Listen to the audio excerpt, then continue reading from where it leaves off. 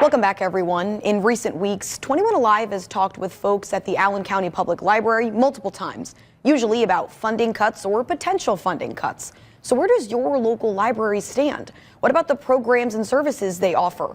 21 Alive's John Wagner sits down with the ACPL's Executive Director, Susan Beyer, tonight. I feel like there's been plenty of reasons for us to talk to you lately, and it's kind of hard to keep track. Can you kind of walk us through some of the funding issues, concerns that the ACPL has? All libraries across the state are watching closely some potential funding cuts coming from many different directions, both at the federal level and at the state level. At the state level, there's SB1. What could that loss in particular mean to the Allen County Public Library? The most recent reports are that public libraries in Indiana could lose a collective $60 million in funding within the next 3 years. At ACPL, that could look like up to $5 million of lost funding in the next 3 years. You combine that potential cut with what they're projecting to be a 30% budget cut to the state library. You combine that with the defunding of the Federal Institute of Museum and Library Services, and you compound that with the cut in funding of a state match for Dolly Parton's Imagination Library. That is a lot for public libraries in Indiana to face, coming from all different directions. And with certain cuts that are coming to museums and galleries and similar things, people are starting to question whether or not the Genealogy Center is going to be affected uniquely. Can you fill us in on that at all? Is that any kind of risk? That's an excellent question, and that is not a huge risk to us. The Genealogy Center does not receive federal funding. That being said, there are occasions where we have received specific federal grants to support projects. For instance, our Rowland Center for Lincoln Research, a good part of that collection was digitized several years ago with a fund that was made available through the Institute of Museum and Library Services. So while it isn't a direct source of income for us on a yearly basis, the funding of a federal agency like that does mean that there won't be potential grant opportunities for us to apply for in the future. You know, funding libraries, having libraries as a resource, doesn't seem like that controversial of a thing or something we haven't already kind of figured out that we should have. What do you attribute some of these new losses and challenges that you're facing to? I don't think we're the only publicly funded agency facing some funding challenges.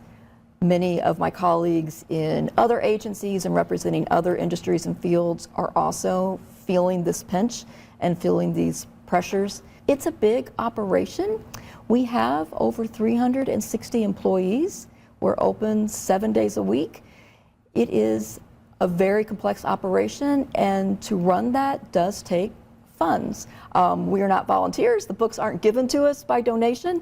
We do need public investment in order to make this resource available for the community. We know the people of Allen County depend on us for their books, obviously, for their Wi-Fi, for classes on how to learn how to use technology to bring their children to story time, for a use of a meeting room, for a use of a 3D printer. There are so many different reasons that people come to the library. They expect us to be there and to provide help and to have the resources they need. And to do that, we need resources. And we know it's a complex time out there.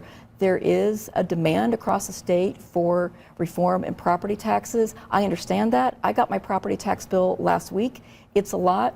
And also, I think it's important to remember that those property taxes that we all pay, they fund things. We use those dollars wisely, particularly at the library. Those property tax dollars, all the public dollars we get, we take that very seriously. We take our role as a steward of public funds incredibly seriously, and we make sure that those dollars are invested wisely within us, that we use those for programs the community needs and wants and depends on. You know, before we were talking about funding cuts from the federal level, it was content on the shelves at libraries. Mm-hmm. You're kind of fighting new battles every year, because it seems like just providing that essential resource of a library is a big enough job without these new things coming down the pike every so often. There are new challenges. There are also new opportunities. It is not a dull time to be in public libraries.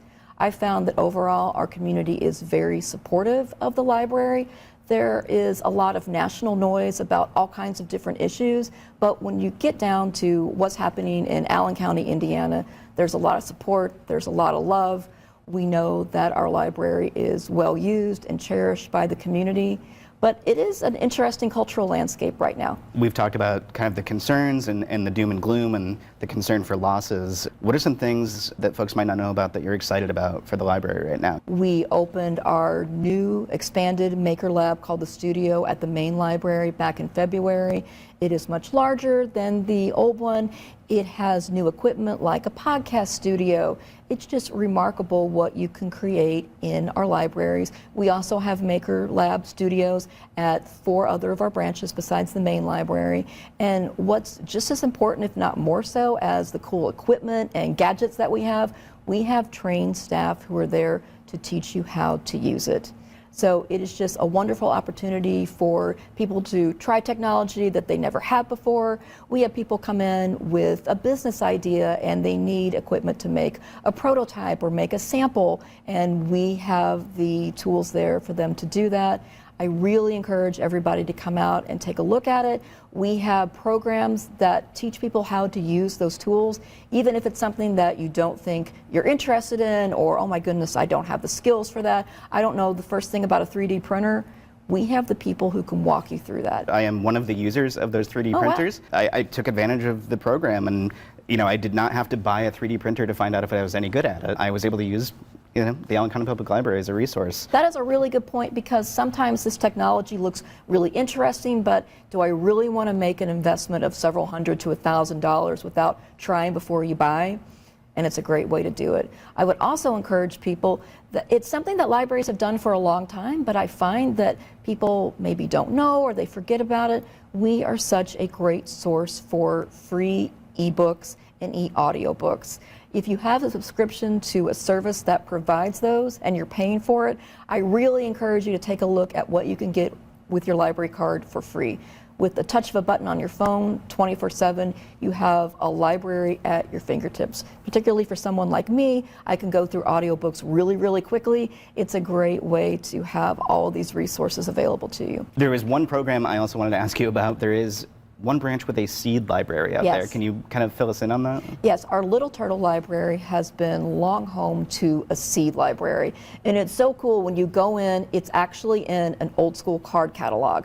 Some people will remember that, the actual drawers that you pull out, instead of little index cards, it has packets of seeds. And people can come and take seeds. We even can send seeds to other branches. So maybe your branch is Monroeville or the main library or Tecumseh. We can send seeds from the seed library to your branch. We just love that we can serve people in so many different ways, whether it's checking out a book or printing something out on a 3D printer or growing a tomato plant. What can anybody who might be concerned about services at their Allen County Public Library do to help you guys a little bit further? Get a library card.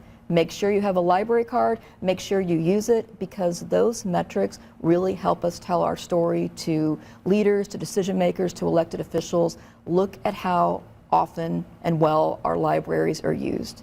Use your library. If you want to take it a step further, write letters, make phone calls, send emails to elected officials, to your city, county, state, federal officials. Let them know what a library means to you.